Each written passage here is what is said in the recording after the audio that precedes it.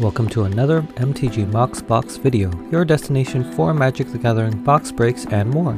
If you like what we do, please support us by participating in our box breaks. You can find us on our website, MTGMoxBox.com, or through our listings on eBay under seller handle MTGMoxBox. You can also find us on social media in the links in the description below, and watch us play Magic on Twitch under MTGMoxBox. Finally, don't forget to like and subscribe, and leave a comment to let us know what you think. In this Commander Pageant video series, we highlight commanders that we personally picked and talk about how we would build a deck around them. We will talk about a theme or win strategy to build around, and we will highlight several cards from more recent sets that will support these strategies. These are not fully built decks, just a general framework to build upon for brainstorming deck ideas. Okay, today's video we are going to be picking commanders from Modern Horizons 2. And this is Tony. Today I've picked Lonis, Cryptozoologist. And I'm attempting to build a token value engine and with a backup plan of stealing opponents' threats as a way of winning for this deck. Alright, this is Joseph, and the commander I picked for Modern Horizon 2 is Chainer Nightmare Adept. And I'm trying to take advantage of Chainer's ability, so my theme will be Draw and Discard and Graveyard Recursion. And then this is Lawrence. I picked Chatterfang, Squirrel General. And my strategy is to go with token generation, either go wide or sacrifice tokens for damages or minus counters on their creatures. Alright, so Lonis Cryptozoologist is a green-blue 1/2 legendary creature, Snake Elf Scout. First ability, whenever another non-token creature enters the battlefield under your control, investigate. And second ability is tap and sacrifice X clues. Target opponent reveals the top X cards of their library, and you may put a non-land permanent card with mana value X or less from among them onto the battlefield under your control. And then that player puts the rest on the bottom of their library in a random order. So Lonis' abilities are all about clue tokens, so that will be the obvious theme with this deck. His first ability, to create a clue token whenever a non-token creature ETB is under your control. So I started with that. I'm looking for low CMC creatures to help proc this as much as possible. Because he's a Snake Elf Scout, that kind of gives a clue as to what kind of creatures you might want to start with. So I found Icefang, Quado, Coiling Oracle, and Casidio or Orochi Archmage as some of the interesting ones from recent sets that were recently reprinted. If you are going to go with, like Snake Tribal, Casidio actually becomes even more key, since his ability it allows a creature to go unblocked or can't be blocked, and then if it's a snake, it pumps them up as well. Then, in terms of support, ideally you want to magnify the token creation effect to get additional value. So I found some cards that do that. Academy Manufactor, which actually was released in the same set, Erdwall Illuminator, and Ulvenwald Mysteries. And then Academy and Erdwall are also creatures, so they also trigger Lonis' ability. So in the end game, if everything's gone well, you should have a board with a bunch of clue tokens. So for the win condition, if you're the gambling type, you can activate Lonis' second ability to take something from your opponent's library to use against them. For a more traditional approach, you can try converting the tokens into beasts with Combine Chrysalis, or use Nettlecyst, or maybe Phase 2 of Urza's Saga to leverage the amount of tokens you have into a giant creature. What do you guys think? I mean, I think it's good. I would also add Rise and Shine from the same set from MH2, because you can use its overload ability to instead of target non-creature artifact you control becomes 0/0 artifact creature, put 4 +1/+1 counters on each artifact that becomes a creature this way. Mm-hmm. You can overload all your clue tokens to become 4/4 creatures that way. Nice. And there's also a Junk Minder, which I'm thinking about putting into my token deck from MH2 as well, which has affinity for tokens, which can lower the casting cost from 5 blue to just the blue. And that will let you tap any non-land permanent that your opponent controls whenever a token comes into the battlefield. So whenever a clue comes in. Very nice. So that helps. Got it. So more like board control then, right? Yeah. Nice. Got it. So the ones that I suggest you considering, although it's not a snake, it's a drake, Shrieking Drake. One to cast Drake that when you comes into play, return a creature you control to owner's hand. So basically you can cast it, trigger Lonis' ability, and then return it back to your hand and recast it to keep triggering, as long as you have the mana. The other one I will suggest you considering is Panharmonicon. It was recently reprinted back in Kaldheim. Actually, Panharmonicon was actually reprinted from Time Spiral Remastered. If an artifact creature entering the battlefield calls a trigger ability of a permanent you control, and trigger that ability additional times. So nice. You get 2 times the clue tokens by having, let's say, Shrieking Drake coming into play type of thing. So it will allow you to mass produce your clues nice. in a quicker fashion. So Yeah, those are my suggestions. Double is always good. All right. Yep. The commander I chose from Modern Horizon 2 is Chainer Nightmare Adept. It's a 2 to cast black and red legendary human minion. The first ability, discard a card. You may cast a creature spell from your graveyard this turn. Activate it only once each turn. And the second ability is whenever a non-token creature enters the battlefield under your control, if you didn't cast it from your hand, it gains haste until your next turn. So, of course, since there's a discard ability, you can build a madness deck around this creature, which is fairly nice. The way I would like to use Chainer Nightmare Adept's ability is to fill your graveyard with creatures with nice ETB abilities, or with hard to cast, hard to deal with creatures in your graveyard, and bring them back into play faster than your opponents can react. Some of the examples are, for example, an ETB creature I would like to have is the Big Game Hunter. Last reprinted was from Time Spiral Remaster.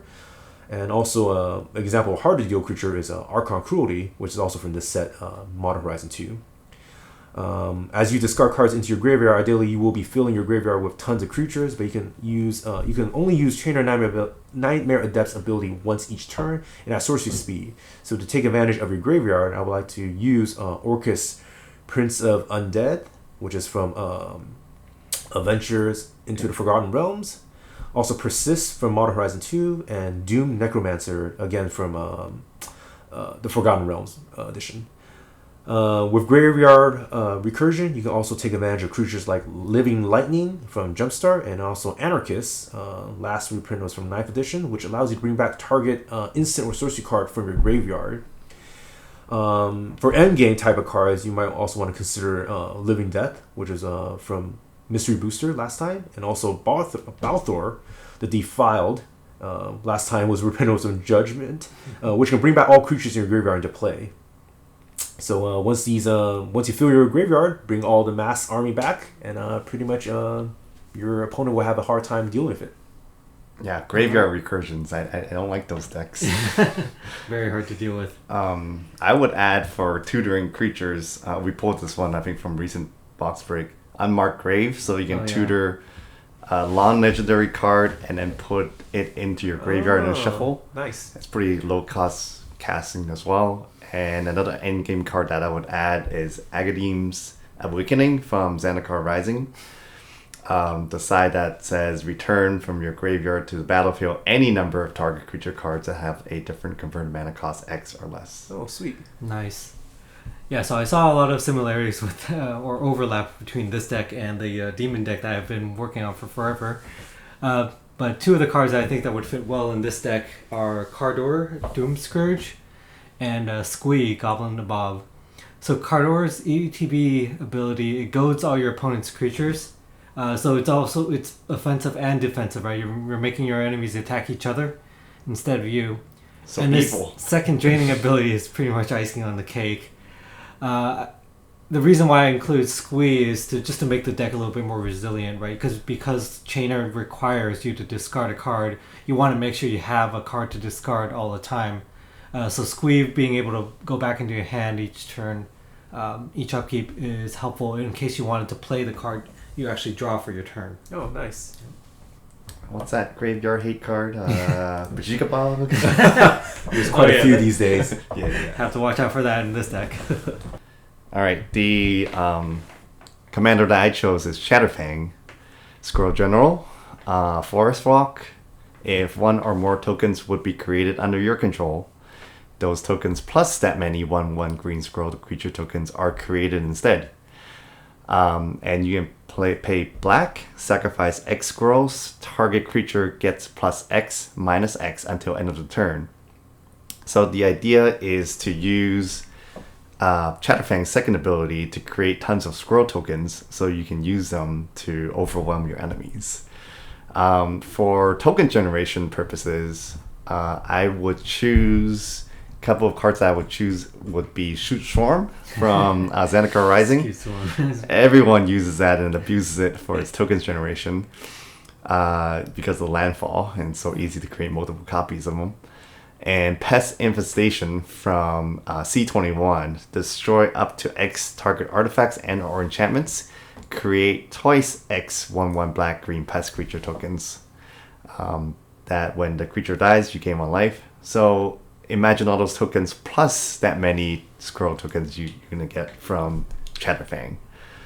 And one of the win con is using a lot of squirrel tokens. So here's some that can generate tokens at each upkeep, even on your opponent's upkeep, like Tender Shoot Dryad,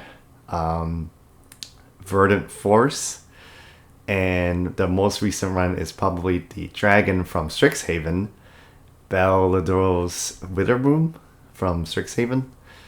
And now this is every upkeep, so during a commander game, you're likely going to have like 4 or 5 tokens by turn, like 2 after that. And another easy game-winning combo is to use a pirate, Pitiless Plunderer, and a sack engine like Skull Clamp or Ashlon's Altar. That way you have infinite combo already because of Chatterfang's ability. You sacrifice a squirrel, and that triggers the Plunderer to create a treasure artifact. That would add a squirrel token because you got a treasure token. So you keep on doing that. You have infinite mana. You can either keep drawing your cards, or you can have just infinite squirrels to do whatever you like with them. Actually, not infinite yet. Still got to play 1 black for Chatterfang's ability. We can also turn it into an aristocrat deck. So the deck theme here is to sacrifice low-cost creature or tokens to win the game. You can basically make your squirrels to gain life while slowly using them to drain your opponents, like vampiric squirrels. So Blood Artist jumps out as the obvious choice. Falcon Ralph Noble from Jumpstart also is a good choice. Bastion of Remembrance from Ikoria. Nydia's Nightblade from Commander Legends, and Zulaport Cutthroat from Time Spiral Remasters all help you do the same thing. What do you guys think? Very nice.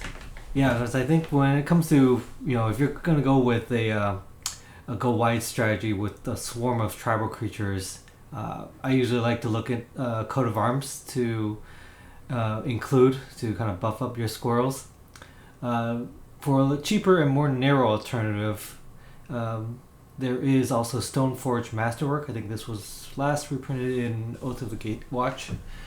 I think that one only, that's an equipment that gives +1/+1 for each other creature you control that shares a creature type with it. So that with that one, you only get 1 creature, so it's more of a Tron strategy. I'd probably stick that on to Chatterfang. And since Chatterfang's first ability is Forest Walk, equipping that and attacking with him would be a sneaky way to knock someone out if you already have a bunch of squirrels on the board. With green being one of the most powerful and most frequently played colors in Commander, the odds are on your side that he's unblockable. And of course, if you want to make sure that he can be unblockable against any opponent, you could just introduce Yapamaya, Creative Growth, turn all of the each land into a forest. So then Chatterfang becomes free reign. Yeah, can become unblockable and attack any color player.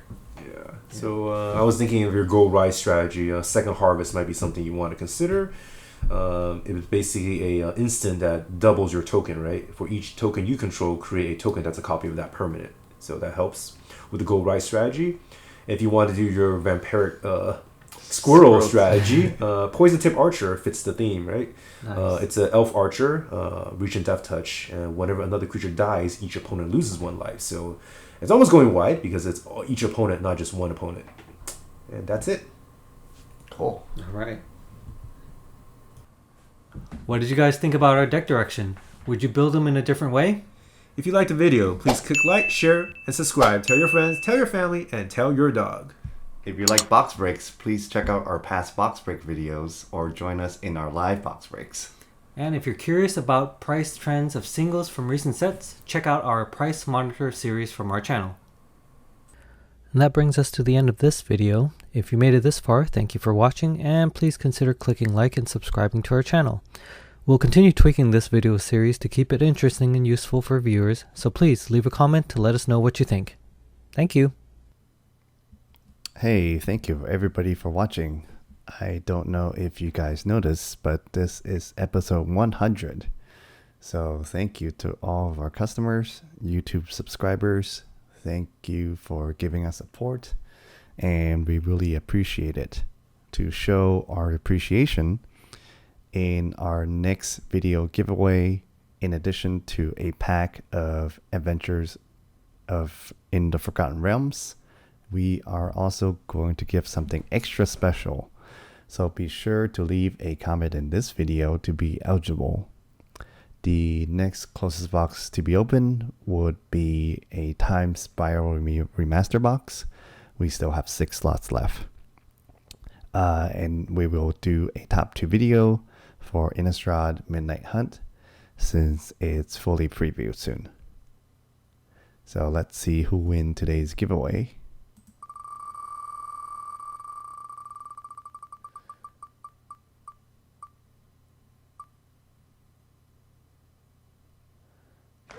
Oh, Andy, congratulations. So we'll be in touch. And don't forget, enter this giveaway for the extra special one next time.